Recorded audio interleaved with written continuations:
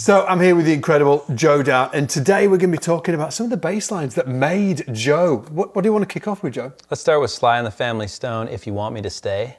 You know, eighth note, driving groove, but with a lot of emphasis that is what really makes it funky. Hey, do you want free bass gear, extra content, and exclusive videos? Well, listen up. As an SPL Insider, you get to be part of our free monthly giveaways where you can win bass straps, strings, pedals, multi-effects units, gig bags, even full-on basses like this one. But that's just the start. SPL Insiders also get exclusive director's cut versions of our YouTube videos, longer with deeper insights and packed with extra tips you will not find anywhere else. Plus, you're also going to get bonus behind the scenes content as well. All of this exclusive content is only available to SPL Insiders. It's not on YouTube and it's not on our website. It's truly exclusive. And the best part is it's 100% free. Just click the link below or go to splinsider.com, sign up and boom, you're in. Free gear, exclusive content, no brainer.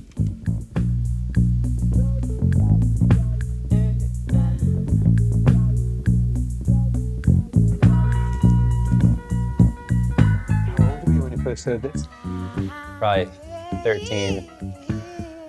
Had a bass teacher who showing me this. So up front in the mix. Yeah, because it's all you can hear. Yeah. If you want me to stay, I'll be around today. A little foreshadowing, the Red Hot Chili Peppers covered this in they? an early album. Might have been where I heard it first, actually. To stay, I got to be me. You'll never. That was one of those things where the nice thing about that when I was learning is once you establish the bass line, then it's all about just the feel. There's a few kind of fills in there, yeah, but it's just about the feel and the groove of it, you know. And that's what I mean about the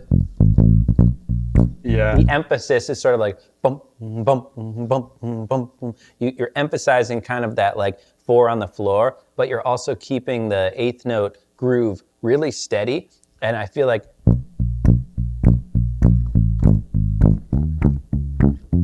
and you can kind of mute it.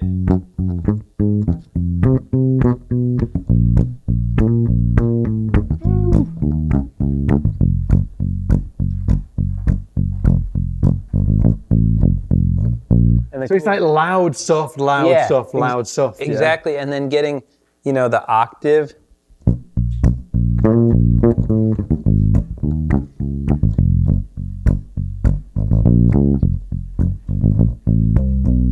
And getting just some leading tones there. If you almost just basically walked down to every note, there's a lot of the fills that are just that, you know, walking down. So you've got these roots, so you're just like walking down to the roots. It's basically just.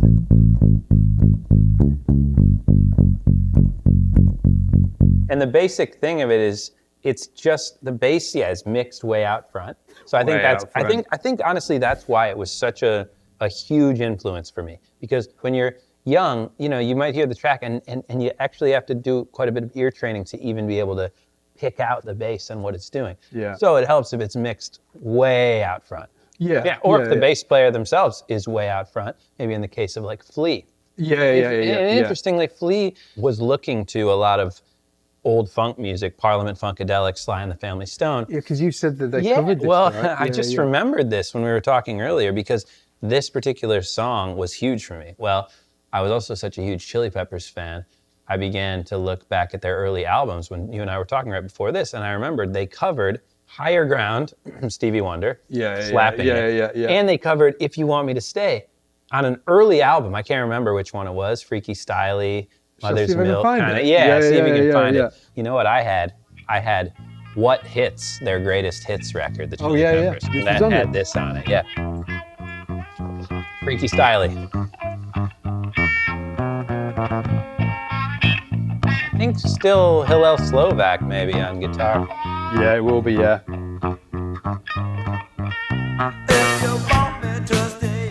Oh, that's a vibe. Yeah, a little different.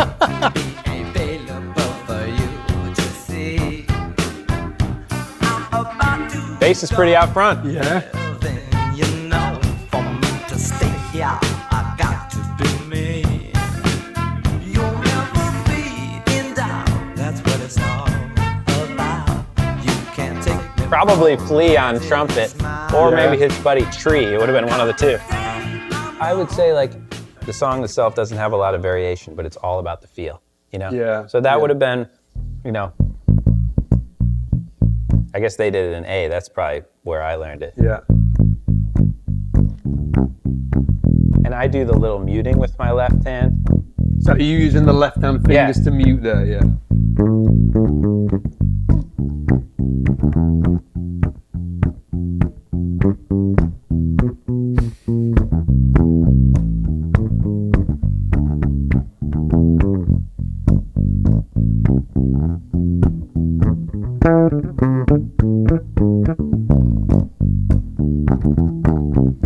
And you know what I love? I just love that. I love just getting into the groove of You that. like and really being able to dig in too. Yeah. That's what I really like about the left hand muting stuff, is because then you can really, It adds this like real percussive element to it. and then getting the octaves.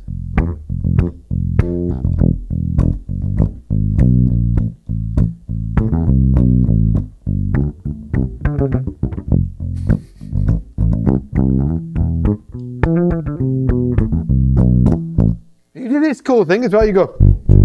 This. Yeah. Yeah, Exactly. yeah. So like that's one of those little. It's kind of like with you know, Verdine White does the like, you know. Yeah. A lot of bass players do you have call this them? like. I call this the bumblebee. The bumblebee. Yeah. I've heard it. The sting. The Yeah. The whistle. Whatever. Yeah. And then this would be kind of like a hammer-on, I guess. Or what I'll do a lot is the, which is, I don't even know what to even call that. It's not a pull-off, but it's like a slide down, but coming from the opposite side. So like, you know, that's one thing I've talked about in instructional videos, is like just these little flourishes that really bring what you're playing to life. Yeah, you know? yeah. Because if you just went,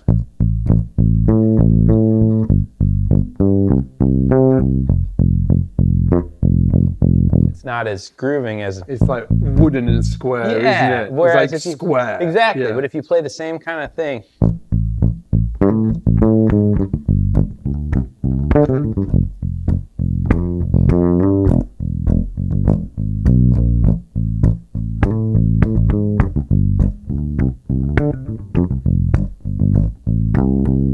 And just like adding little bits of character throughout it, and also just like the time. And that's, if there's two lessons I take away from this particular tune, it's, I mean, I guess basically time and groove, and they're interlinked because you can't really have one without the other. I mean, you can have good time and it doesn't mean it's grooving, but if you want it to groove, it definitely has to have good time. Yeah. So that one I would put up there, you know, that particular bass line. Chili Peppers version, Sly and the Family Stone version, interchangeable. I think. Take them both. Yeah. A mere half step apart. Yeah. So yeah. Well, the next one is What Is Hip by Tower of Power, done in 1973, was it? I think so. We're going in chronological 73. order. Yeah. So this one, I had an early teacher, luckily, who got me into this one. We played it in jazz band. I was in middle school. We got to playing like the... What the heck's going on? I did not get... My teachers have let me down. Your teachers are giving you What Is Hip. I had some cool teachers. I'm trying... Yeah, you had some cool teachers. I'm trying to figure out what my teachers gave me, but it certainly wasn't Tower of Power. My band teacher had a thing for kind of jazz rock, Blood, Sweat, and Tears, Chicago, Tower of Power. I don't think we ever played any Steely Dan, unfortunately. Would have been a little complex for our level. But we had, luckily, this band teacher who kind of was like, here, we can check out some stuff. You know, this is from when I was young, high speed, kind of high intensity funk music. And luckily for me, I had to learn this one. And so it meant listening to it over and over and over again. And I got to just internalize what Rocco's doing. So we'll listen.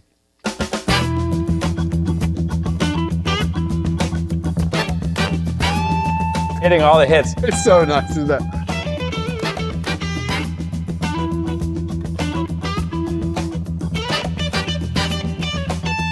Love it too.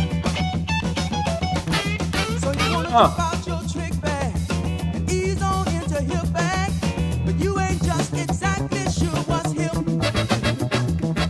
You started to let your hair grow, spend big bucks to cop your wardrobe, but somehow you know there's much more to the trip. You check out the instructional video he did. Oh yeah. Oh yeah. Great. What is hip? If you're really hip, the past in the years will show you in a hip trip. Maybe hipper than hip. What is hip?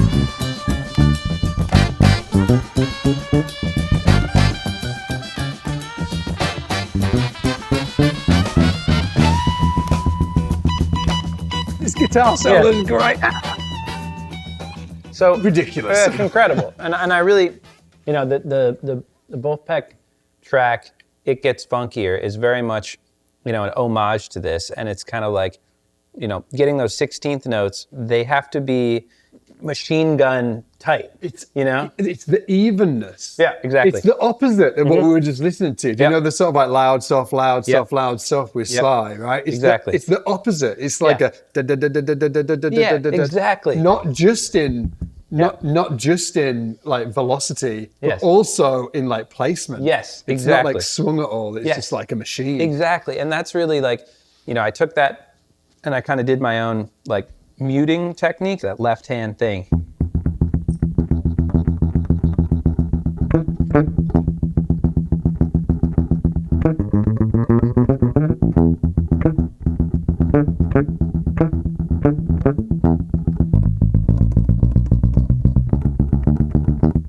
My version of it is kind of not pressing all the way down on the fret, muting the other strings, and in the string I'm playing with my left fingers that I'm not fretting with. And then it's like with the Deantown thing, it's like,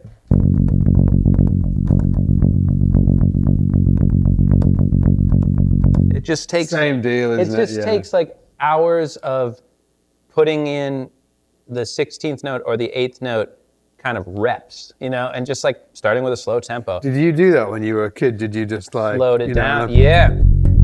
Yeah, but just slowed it down a lot, you know.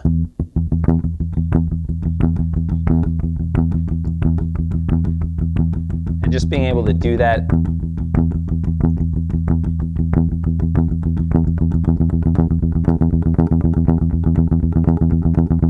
super even, Yeah, and then getting the octave stuff in.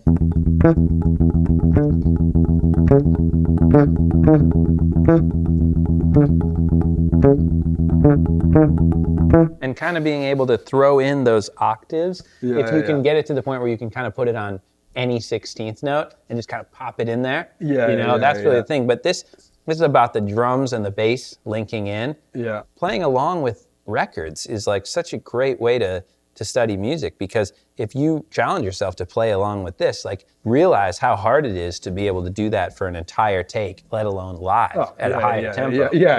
If anybody wants to have some fun, go and check out Tower of Power live. What is hip?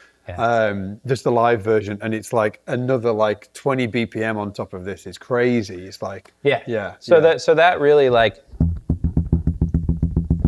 that really informed. We do It Gets Funkier, the half step down, E flat. Yeah. And it's like it's a little slower, you know.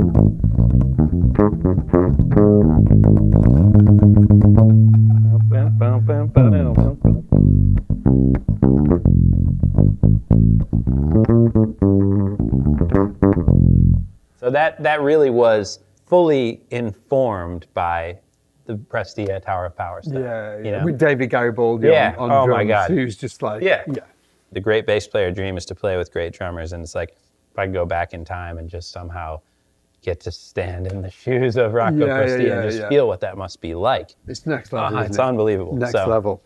Okay, so I love YouTube. You probably love YouTube. But let's be honest. It's not the best platform for in-depth teaching. Enter the SBL Academy. At SBL, we break down the bass with a curriculum-driven approach that spans from complete beginner level to super advanced. We also cover all kinds of genres, skills, and techniques, all brought to you by world-class bass instructors. And best of all, you can get started today for free at trysbl.com. Can we take it up a decade or two? We're going to jump forward a decade or two. Late 80s. Late 80s.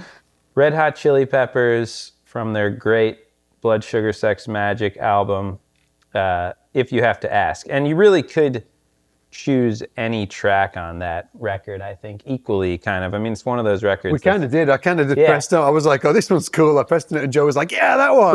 Pretty great from start to finish. Yeah. It's classic Flea, kind of just like bombastic, but really like slinky and super funky. I mean, if you watch the Funky Monks documentary, that's a must watch because you'll see them, all living in this house making this record together. And you can see when Flea plays, it's like he is giving every ounce of his being over to being as funky as possible. I mean, he's just giving it everything. It's not like he's playing like the hardest stuff. It's that he's trying to groove the hardest and make it the deepest and the funkiest. Yeah. And you can really hear it on this track. And he's influenced by all of the greats. Like you were telling, we were just talking earlier about you wrote a letter to him, didn't you? Yeah, I wrote a letter to Flea. He wrote me back. He said, James Jamerson, What's Going On by Marvin Gaye.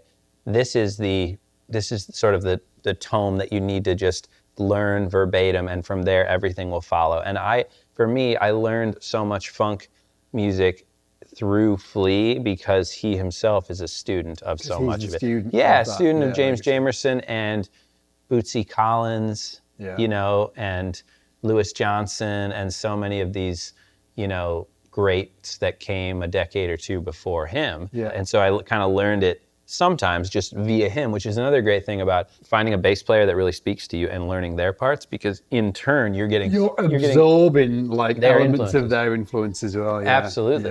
Yeah. Frusciante.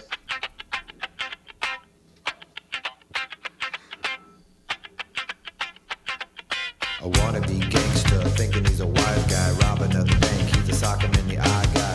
Tank head, Mr. Bonnie and Clyde guy, look him in the eye. Grooving again. Yep, that's right. Confusion, proof pudding, sweet but too aloof. Orange-eyed girl with the backslide dude said, yo, homie, who you talking to? Backed up, I mean, Chad and Flea linking in. To the cold of a middle class, born to storm on boredom's face. Add little lust to the funky ass face. Most in the race just lose their grace. The blackest hole in all of space. Crooked as a hook and I'll suck my thumb. Anybody wanna come get some? Classic Flea. Oh, so slinky. Oh, it's outrageous, isn't it?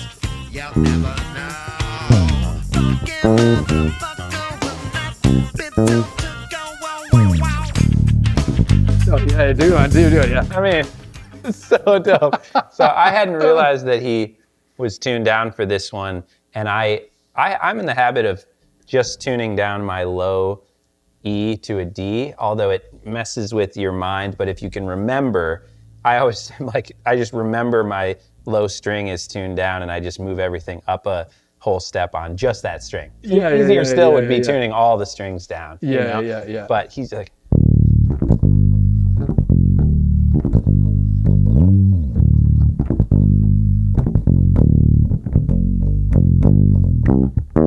Where he's like,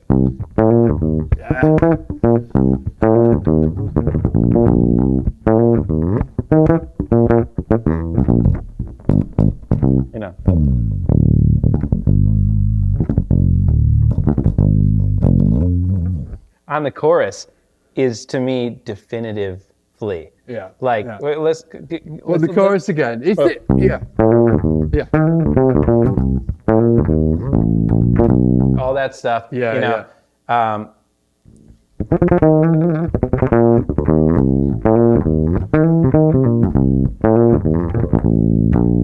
It's so good. stuff. There's so much language in there, isn't there? Let's Yeah. just listen to that chorus one more time. You'll never know. Yeah. Oh. You'll never know.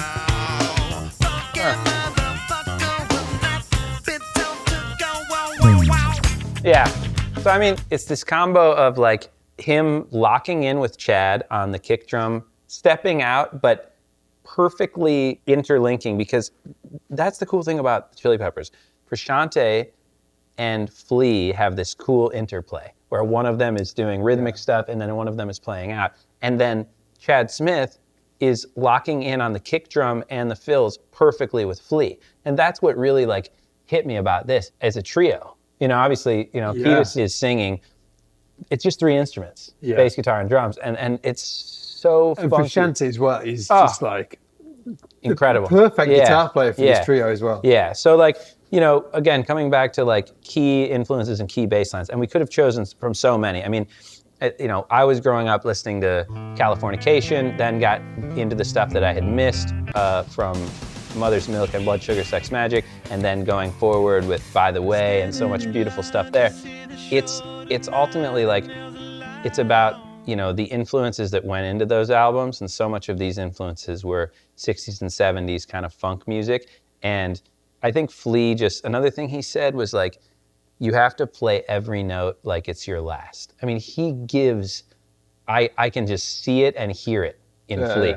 He gives what he's playing everything he has. You know, and that's how I try to think about it. It's like when I'm recording, when I'm on stage, it's like, there's no kind of, you're not like kind of biding your time for like, you know, the next song or the next section of the song or the next show or whatever. It's like, you got to be giving it everything right there. And that's what I mean of him just like expending everything he has to make it as funky as possible. Yeah, they do it on live shows as well. Like I've seen sort of like on live shows, he's just giving absolute like 110% of everything. Yeah, and that's what really inspired me. And finding a bass player or a bunch of bass players that really speak to you and that are, you know, that you can hear they have their voice on. Flea has a voice on the instrument. Verdine White or like Rocco before. It's just like, oh, that's, you know, this is a new, why is this captivating? Oh, it's because it's a particular voice on an instrument. It's a particular, unmistakable. You can always tell when it's Flea. Oh, like, you know? Yeah. Even on like Alanis Morissette. Can you remember when you did Alanis Morissette? And it was incredible. Incredible. Yeah. Yeah, and I mean, you can hear it, the funkiness and the melodic playing on whatever he does. You know, and that's really inspiring to me. And I must say, in the letter that he wrote me, he said, remember, the bass is a supportive instrument. You are there to support the band. So I always remember that, because you'd be forgiven for thinking that Flea was kind of like a lead kind of bass player that was stepping out and kind of like, you know, playing a lot of flashy fills. It's like, at the end of the day, he still is always reminding himself that he's there to support. And so that's really what he's doing throughout this music. Yeah, you know? Incredible, man. Incredible. I love it. Yeah. Ladies and gents, Mr. Joe Dart, let us know in the comments. Obviously, say thank you to Joe Dart down there. And let us know, who else do you want to come in and share the tracks that really inspired them? We want some ideas from you. So let us know in the comments, and go and stalk Joe online. Where should we send them? Yeah, find me on Instagram and find me out on the road, Vulfpeck, Fearless Flyers, Theo Katzman, The Oldham. So hope to see you out there. Beautiful, dude. Yeah. Take it easy, man. Thanks, Scott. Cheers, man. Cheers.